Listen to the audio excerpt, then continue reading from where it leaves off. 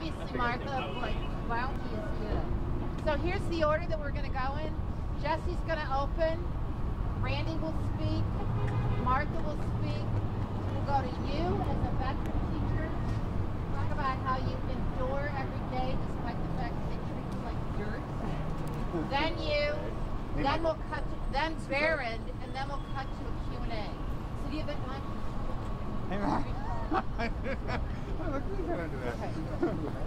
So, are we clear in the order? Jesse, Randy. Hey, Michael. Good morning. Good morning, everybody.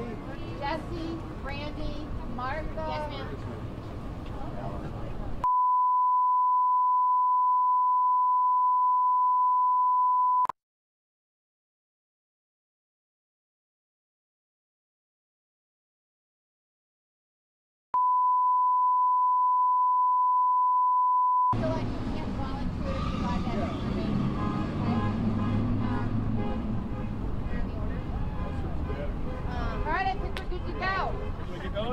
Really quick question, is my New York Times photographer here?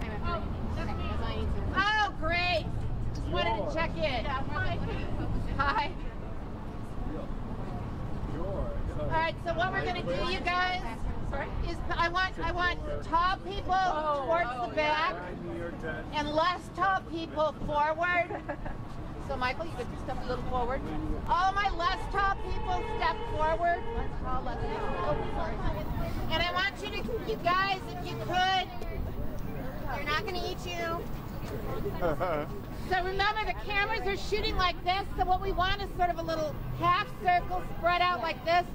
Step forward, because I want to see every single one of your faces. People come around this way. We need a few more over here. Take like, speak up to your left. And again, if you guys can you address all of us? Not yeah, just of course. Straight. Thank you.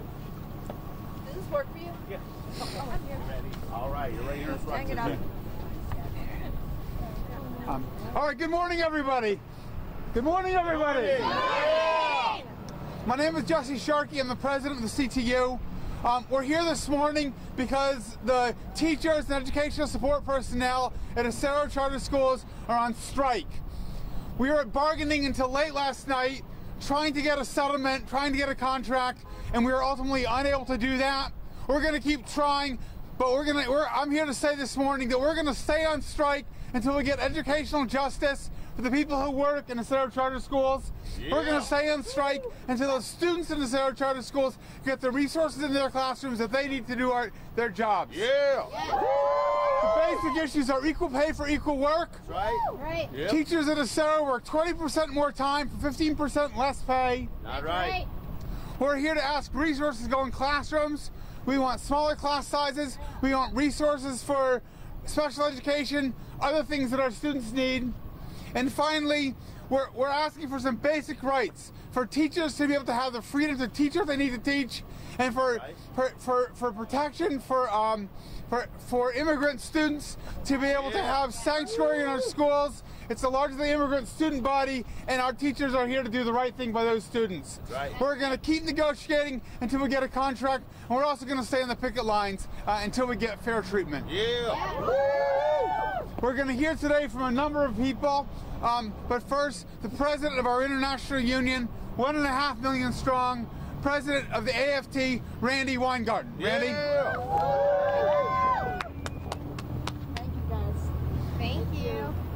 So, you know, this is not the first go-round in contract negotiations with Acero.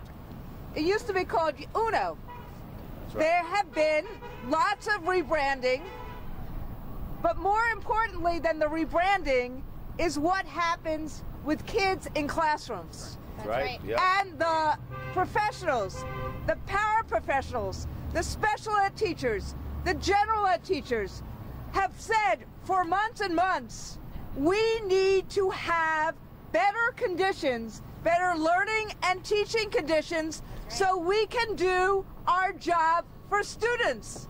Right. Every single one of the educators want to work to ensure that students at Acero have the best shot for success. That's right. That's right. And they unionized years ago to do that and to have a voice. That's right. That's right. This time, even after an audit yesterday that shows that Acero has a whole lot more money than it disclosed, it refuses to treat its paraprofessionals or its teachers fairly, and it refuses to give the conditions that we know are necessary for kids to learn. That's right. That is why the teachers and the paras are out on strike today.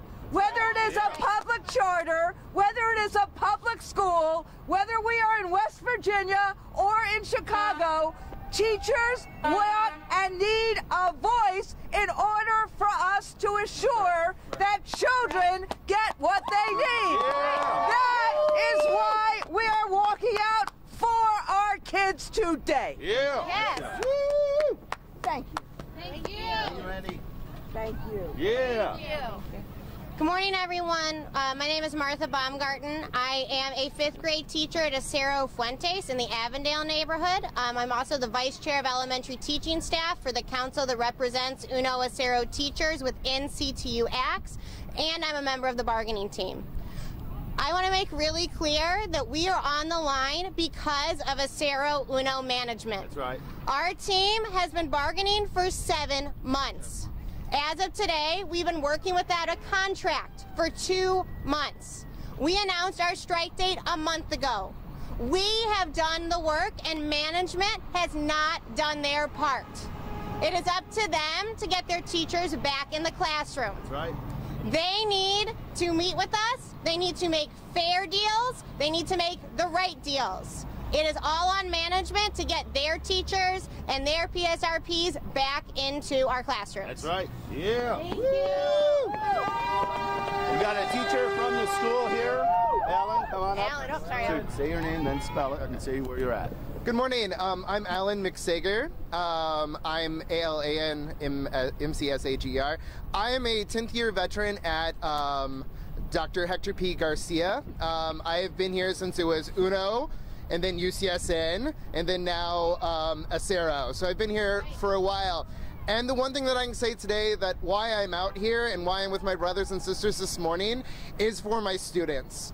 Every single transition that's happened has taken away from our students. And the number one thing that I want to do is I want to be here for them and their family. Because since we became a union school, our teachers stay. And when our teachers stay, our students succeed. Yeah. And that's why we're here today, to continue that, to provide a safe school, a safe place for their families to know that they can send their children, a safe place for us to work where we are supported, and a safe place where we can go and fight for what we need in our future and for our students. So until we get a contract, we are here on the streets fighting for them, fighting for our communities. Thank you. Yeah. Rachel. Hi, I'm Rachel Paraki-Weir. I am a sophomore English teacher at Acero Garcia. I have been here for 5 years, and I want to be in my classroom today. But it's because of Acero that I'm standing out here on the picket line. Acero, come to an agreement so I can do my job and do what's right for these students. Thank you. Yeah. Okay. Hello there. My name is Chris Barron. I'm the chair of the Charter Division of the Chicago Teachers Union. We represent 34 schools, over a quarter of the charter teachers in Chicago. CHRISBAEHREND. Charter operators like to say that our schools are charter public schools. Well, who's got the public interest? The public servants who serve your students, right? We're out here, we do the work, we know what's best. You trust your students all day long with us in the schools. Trust us in the boardroom. Chicago Teachers Union has lined up 11 of our 12 contracts, and we are here to change the way the charter industry operates. because our students, too long in the charter industry, their innovation has been about lining their management's pockets with our educational tax dollars and denying students the special education resources, the small class sizes that they need to survive and thrive. We know our students deserve better, and that's why we're going to be here. We're taking our schools back, so charter operators, be on notice. You're going to change the way you do business, and we're going to make sure you do right by our students. Yeah. Jesse? Yeah. We'll take questions. Mr. Sharkey, yes. You mentioned the financial audit that was conducted, yep. and you talked about it showed that Acero made millions. Can you go into specifics of how much money are we talking about in their coffers? Well, so I'll say a couple things about that. First of all, we've been asking for Acero's audited books for months now, and we received it in bargaining yesterday, at literally the 11th hour and the 59th minute. What that audit shows us is that Acero's revenues have gone up a lot. You know, we're talking about Acero having, as of the end of at the end of last school year, so in summer of 18, we're talking about having $10 million in cash reserves, $10 million more than they had the year before. So, you know, basically, it vindicates what we've been saying, which is this is a network in which the CEO of 7,500 students in 15 schools makes more than the CEO of Chicago Public Schools for 350,000 students in 550 schools. So what it shows us is that this is a network that could lower class sizes, that could treat its paraprofessionals fairly, that could do the things that we need in order to deliver a good education to our students if they wanted to. And that's what we're demanding. And that's what we're going to keep demanding until we get it. Yeah. Yes. Is there a meeting with them again coming up? I will say this, that we are going to continue bargaining in good faith. We've been working hard for 7 months, and that's not going to stop. We were there until well after midnight last night, trying to see if there was an agreement. But at a certain point, we're not going to let you talk in circles.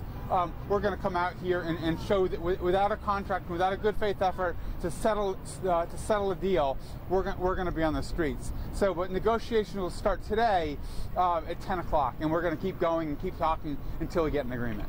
Can you explain a little bit about what happened with the sanctuary commitment? So we're asking for a commitment on sanctuary schools. And what that means to us is that we have students that are basically affected by all the problems in this country in terms of what Trump says when he threatens immigrant families. That doesn't just stay in national headlines. That comes into our classrooms.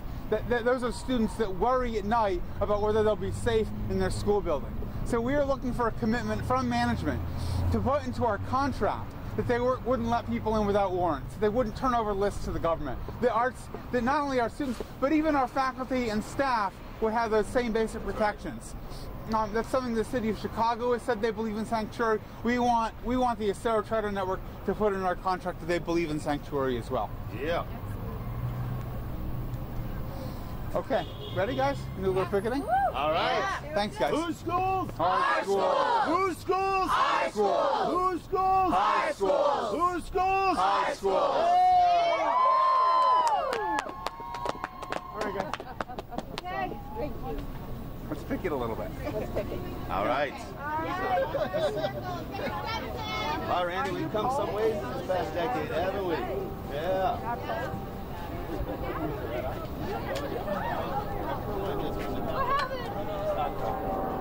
Thank you all.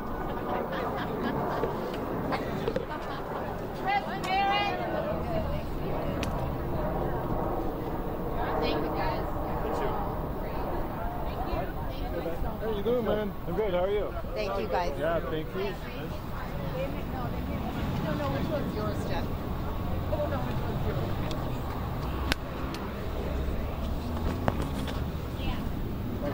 What do you need?